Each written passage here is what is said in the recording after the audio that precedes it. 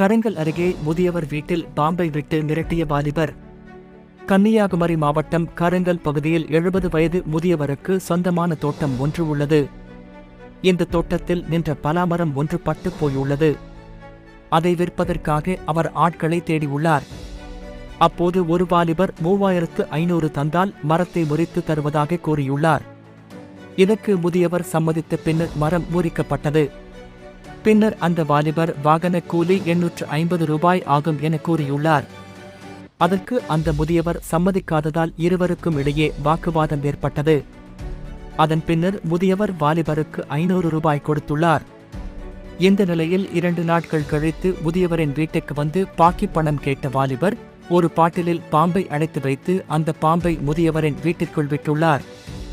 அந்த பாம்பை முதியவர் விரட்டியுள்ளார்.